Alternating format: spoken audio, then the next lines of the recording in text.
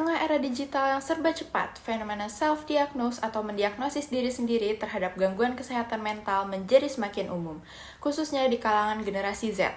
Kemudahan akses informasi memungkinkan individu untuk menemukan berbagai gejala psikologis secara daring dan merasa yakin dengan diagnosis pribadi mereka.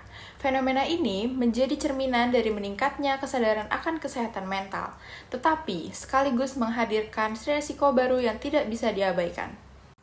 Data dari Universitas Pendidikan Indonesia Kampus Sumedang pada tahun 2023 mengungkapkan bahwa sekitar 58,1% mahasiswa memiliki kecenderungan untuk mendiagnosis diri sendiri.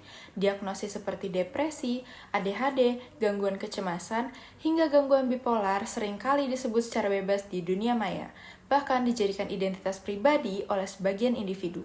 Informasi yang bersifat disederhanakan tersebut mudah diterima karena disampaikan dengan bahasa yang ringan dan mudah dipahami.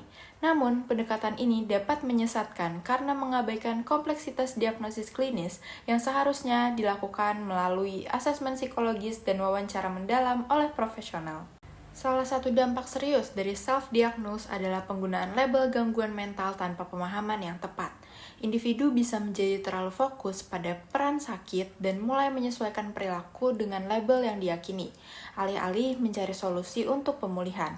Sadida 2021 menyebutkan self-diagnose dapat berakibat pada kesalahan interpretasi gejala karena penyakit sebenarnya mungkin berbeda.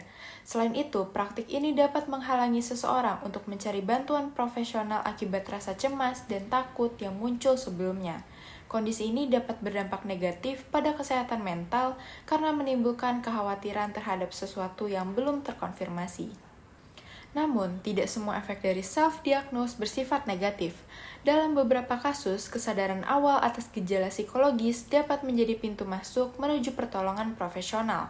Self-diagnose bisa menjadi cerminan meningkatnya kesadaran akan kesehatan mental di kalangan Gen Z, sebuah hal yang patut diapresiasi di tengah minimnya pendidikan formal tentang isu ini. Tantangannya adalah memastikan bahwa kesadaran tersebut tidak berhenti di permukaan, melainkan diarahkan pada pencarian bantuan yang benar dan bertanggung jawab. Fenomena ini menunjukkan bahwa media sosial memiliki kekuatan besar dalam membentuk persepsi kesehatan mental. Oleh karena itu, perlu adanya literasi digital dan kesehatan mental yang memadai di kalangan generasi muda. Kampus, sekolah, bahkan platform digital perlu turut berperan aktif menyediakan informasi yang valid dan membuka ruang dialog yang sehat. Menyadari bahwa media sosial bukanlah pengganti profesional kesehatan mental adalah langkah awal untuk mencegah kesalahan penanganan diri yang lebih besar. Pada akhirnya, kesehatan mental bukan sekedar tentang label, melainkan tentang pemahaman menyeluruh terhadap diri sendiri dan keberanian untuk mencari bantuan saat dibutuhkan. Di tengah banjir informasi, kemampuan untuk memilah antara edukasi dan sugesti menjadi hal yang sangat krusial. Self-diagnose bisa menjadi bentuk kepedulian diri, tetapi hanya jika diikuti dengan langkah reflektif dan kritis, bukan hanya sekedar mengikuti arus tren yang viral. Dalam upaya membangun generasi yang sehat mental, kesadaran harus disertai dengan tanggung jawab.